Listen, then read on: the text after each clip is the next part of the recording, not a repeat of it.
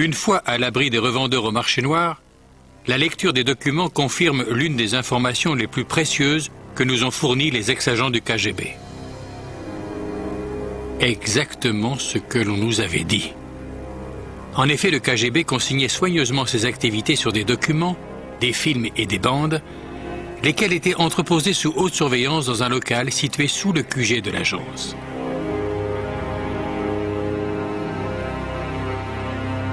Il s'agit sans doute des archives les plus sensibles en possession du KGB, car elles pourraient mettre en lumière les activités les plus intimes des services de renseignement et peut-être établir le lien avec les Illuminati.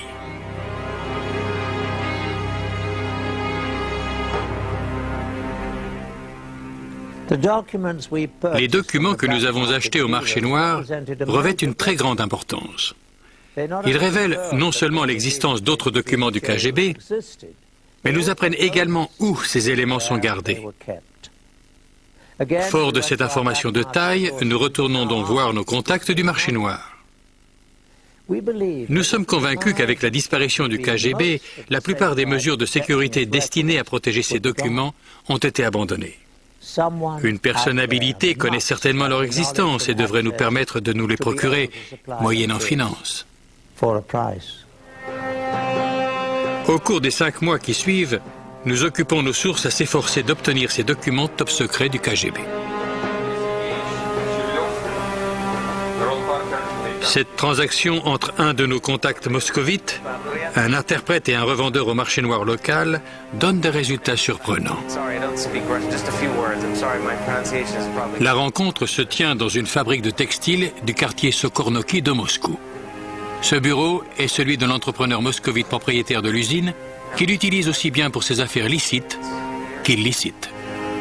À l'issue des présentations, notre contact demande au revendeur si les documents du KGB se trouvent sur les lieux.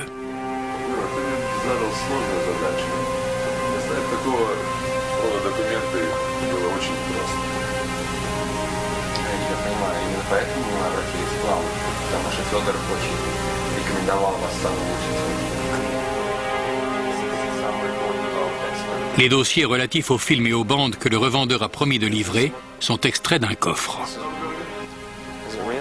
Après l'inspection des documents et un bref examen de leur authenticité, la transaction a lieu.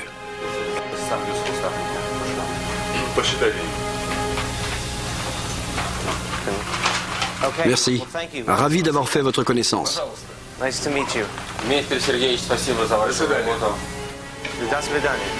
L'argent change de main et le groupe est conduit vers un autre bureau où sont censés se trouver les films et les bandes.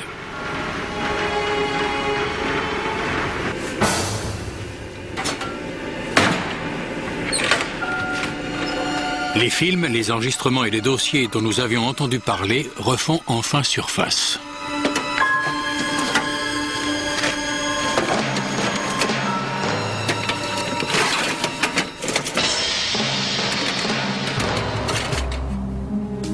Les documents confidentiels que nous avons obtenus nous font une révélation effrayante et prouvent que les Illuminati ont bien infiltré l'Union soviétique et le KGB. Ces communiqués entre 2 agents haut placés du KGB se réfèrent au premier illuminé, Adam Weishaupt en personne. Ils poursuivent en faisant allusion à une relation avec 2 anciens dirigeants de l'ex-URSS, Joseph Staline et Nikita Khrouchtchev.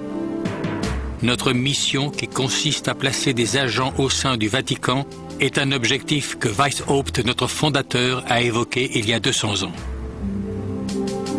Staline et Khrouchtchev ont tous deux essayé sans succès, mais cette fois je suis certain que nous pouvons y parvenir.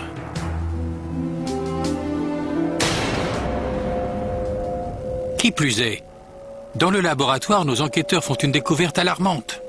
Un agrandissement du document révèle qu'un point quasiment imperceptible à la fin de la dernière phrase de la page est en réalité un sceau. Il représente un œil au-dessus d'une pyramide tronquée, l'insigne officiel des Illuminati, une marque utilisée par la communauté secrète depuis sa création en 1776.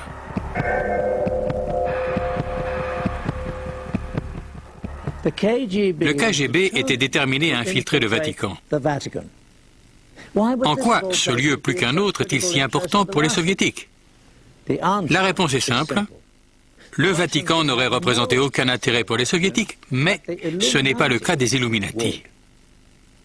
Non seulement cela leur permettrait-il de poursuivre leurs représailles contre les catholiques, mais ce serait un important moyen d'accomplir leur ultime dessein, contrôler le monde. Le Vatican est sans doute la force qui exerce la plus grande influence sur les peuples. Les mesures dictées par le Vatican touchent 1 milliard de personnes sur tous les continents à travers le globe. À titre de comparaison, 300 millions de personnes vivent sous l'influence directe des États-Unis ou de l'ex-Union soviétique. Un homme règne au-dessus de ce vaste empire de fidèles, le pape, dont les mots et les vœux sont considérés par ses disciples comme une source d'inspiration divine. Aucune autre personne sur Terre ne dispose d'un tel pouvoir et d'une telle emprise. Les Illuminati auraient un grand intérêt à exercer une quelconque influence sur le pape et ses conseillers. Le KGB avait une équipe d'agents assignés en permanence à Rome, mais la cité du Vatican est un univers très fermé.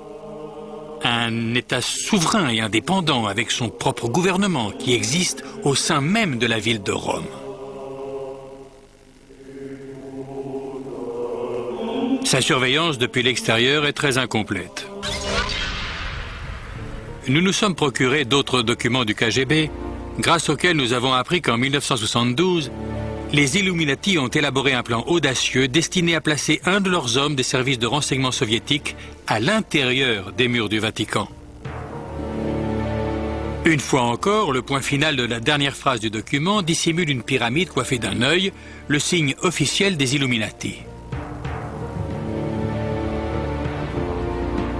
La confrérie secrète va enfin pouvoir contrôler l'Église catholique depuis l'intérieur. Un agent est dépêché au Vatican, se faisant passer pour un prêtre ukrainien expulsé de son pays pour sa rhétorique anticommuniste. Il est rapidement accueilli par le clergé pro-américain du Vatican. Au bout de quelques mois, il accomplit son objectif principal qui est de gagner la confiance de l'entourage du cardinal Villot, le secrétaire d'État du pape Paul VI. Voici un document exclusif du KGB que nous nous sommes procurés.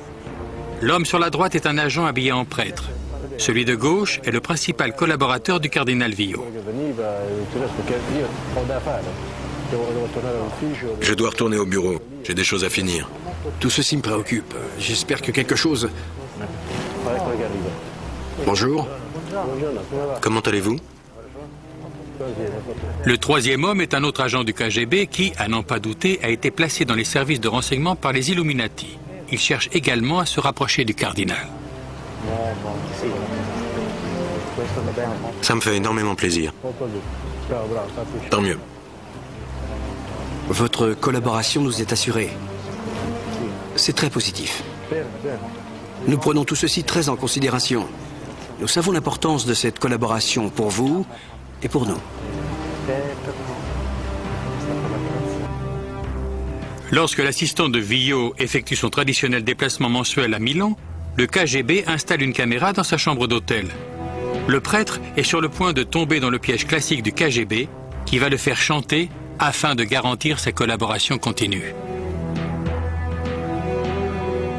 En l'espace de quelques jours, il se lie d'amitié pour une femme qui gagne sa confiance.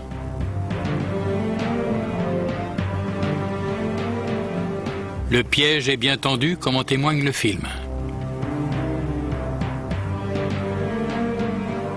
Un soir, la femme rejoint le prêtre dans sa chambre pour l'emmener à un dîner de réunion.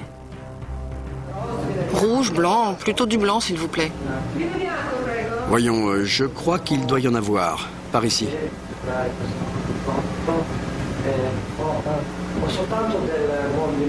Je n'ai que du vin rouge, ça ira? C'est parfait.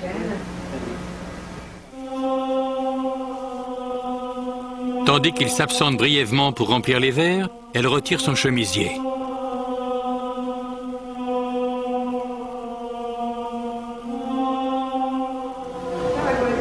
Alors, qu'en dites-vous? Chérie, vous verriez votre tête?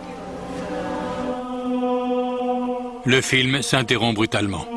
Mais quelle que soit l'issue de cette entrevue, Les images du prêtre en présence d'une femme à moitié nue dans sa chambre sont assez préjudiciables pour garantir sa collaboration future à la surveillance des activités de Villot.